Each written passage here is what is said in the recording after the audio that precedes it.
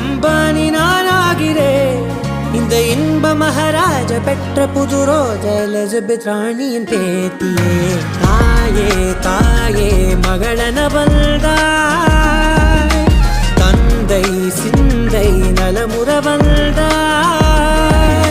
நீயே லோகம் என்று ஆனாய் பெண்ணே, என்னை ஆளும் தெய்வம் நீதான் கண்ணே.